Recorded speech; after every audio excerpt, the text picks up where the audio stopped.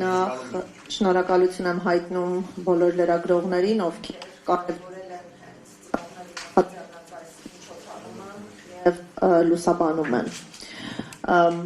Օրը խորհուրդ ունի այսօր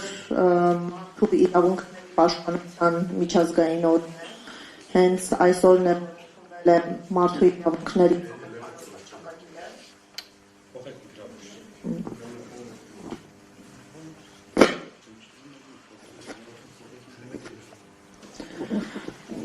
հասկանալի է, որ մարդու իրավունքների չափազանց շատ չլուծված խնդիրներ կան, բայց մենք կարևորել ենք հենց անհայտ կորածների խնդիրը եւ այս մոտեցումը կարծում եմ արդարացված է, բարոյական է, մարդկային է, իրավական է։ Անհայտ կորածների խնդիրը բազմաշերտ է։ Մենք իհարկե ունենք նաև գերիների չլուծված խնդիր, սակայն եթե համեմատելու լինենք, գոնե գերիների պարագայում մենք գիտենք նրանց գտնվելու վայրը։ Կա որոշակի աշխատանք, որի կատարումը կարող է հանգեցնել այս խմբի ազատ արձակման, իսկ անհայտ կորածների պարագայում մենք նրանց չենք կարող վերադարձնել, քանի դեռ չենք պարզել նրանց ճակատագիրը։ Եվ առանց արդյունավետ քննության, որոնողական գործողությունների համագործակցության մենք պարզապես չունենք տեղեկատվություն նրանց գտնվելու վայրի, վիճակի, ողջ կամ մահացած լինելու հանգամանքների վերաբերյալ, որը ստեղծում է անորոշություն։ Եվ անհայտ կորածների խնդիրը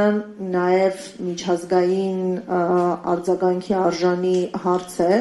որը այս անորոշությանը տվել է իրավական որակում։ Անհայտ կորած անձանց ընտանիքները, երբ տևական ժամանակ հայտնվում են անորոշության մեջ, անզորության մեջ, եւ պետական գործելակերպը չի հանգեցնում տեղաշարժերի, նրանք կրում են տառապանքներ, որը հաղթահարում է այնպիսի շեմ, ինչը կարող է որակվել որպես հոգեբանական խոշտանգում։ Այսինքն մենք գործ ունենք մի խմբի հետ,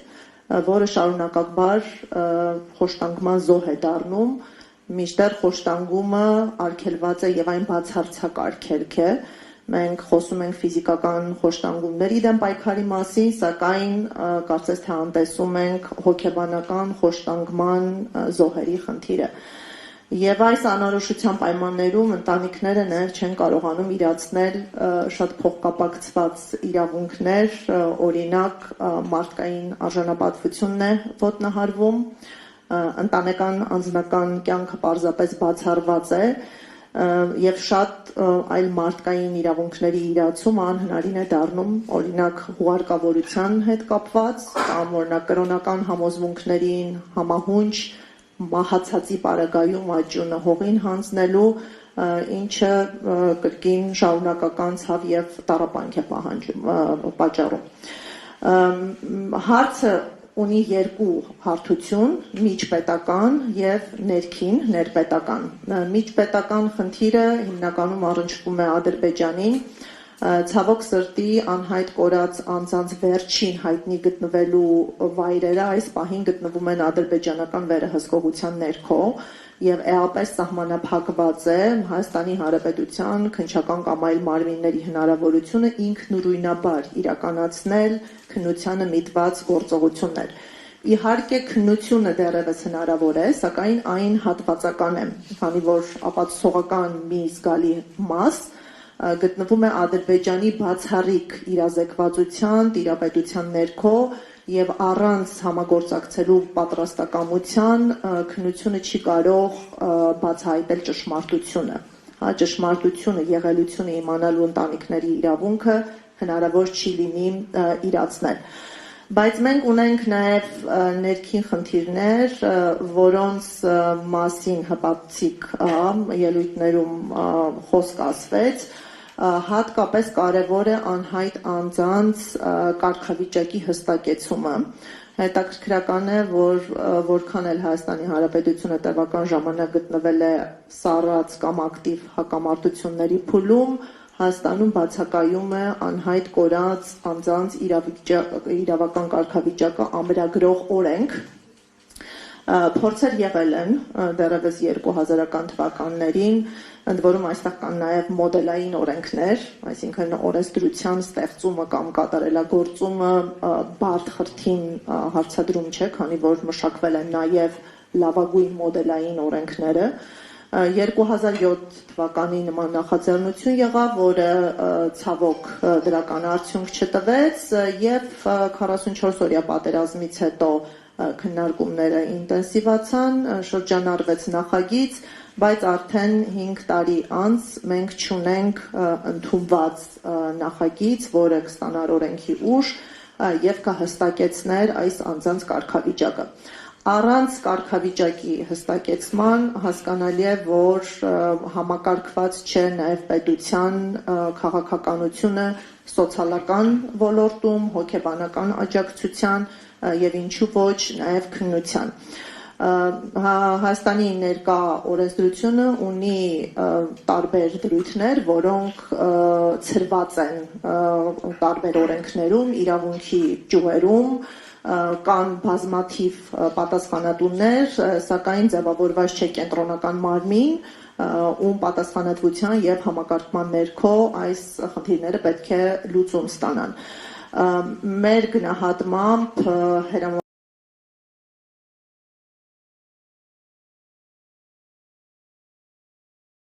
կան է, որ օր առաջ անհայտ կորած անձանց իրավական կարգավիճակ ամրագրող օրենքը մտնի ուժի մեջ, որին կհաջորդի նաև պետության միասնականացված եւ որոշակիացված քաղաքականությունը նրանց հոգեբանական, սոցիալական, իրավական աջակցություն ցուցաբերելու գործում։ Այստեղ մենք կարևորում ենք նաև հանրային աջակցությունը, որպեսզի վերջնականորեն ձևավորվի այն քաղաքական կամքը, ինչը կհանգեցնի կարճ ժամանակահատվածում այս օրենքի ընդունման։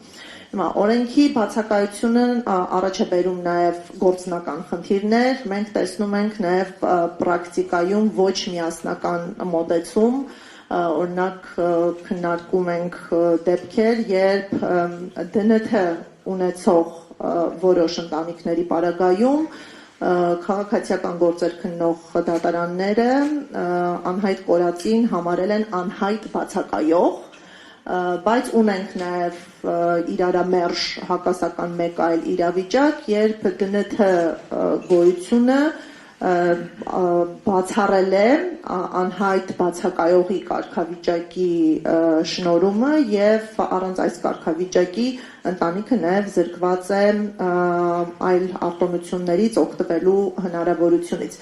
Առանց չեմ ուզում քննարկման առարկա դարձնեմ, թե որ դատարաններ իրավացի կամ ինչ ստանդարտ պետք է կիրառվեր, բայց կարող ենք արձանագրել, որ մենք նույն հարցի վերաբերյալ ունենք տարբերակված մոտեցումներ, այսինքն իրավակիրառական պրակտիկայում քաղաքականությունը ընտրողական է, միասնական չէ, եւ սա էական խոչընդոտներ է առաջացնում նաեւ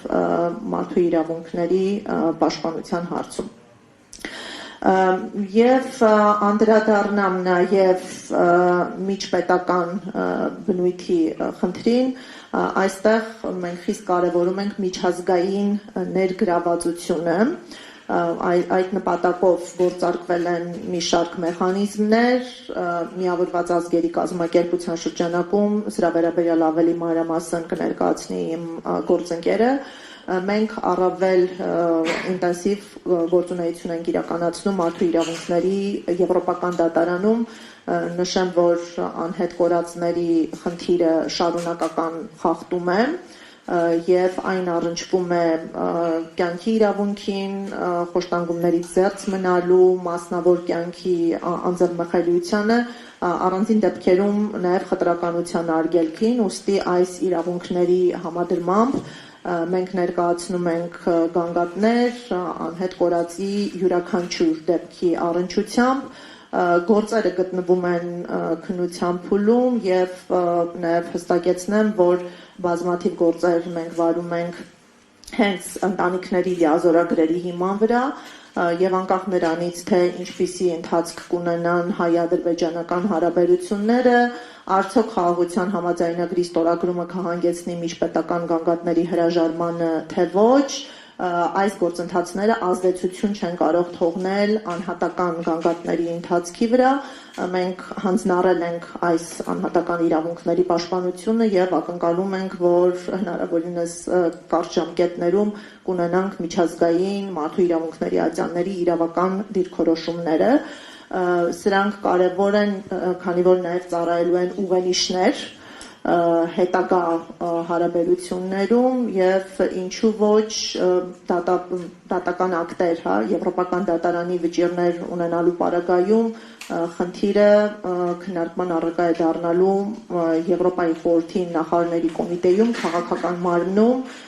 եւ ակնկալիք ունենք, որ միջազգային նաեւ ներգրավվածությամբ, ճնշմամբ հնարավոր է լինելու քայլերի ձեռնարկում նաև Ադրբեջանի իշխանությունների կողմից։ Ես սրանով եզրափակեմ, մնացյալին կանդրադառնանք հարց ու պատասխանի ժամանակ, փոխանցել իմ գործընկերոջը, շնորհակալություն։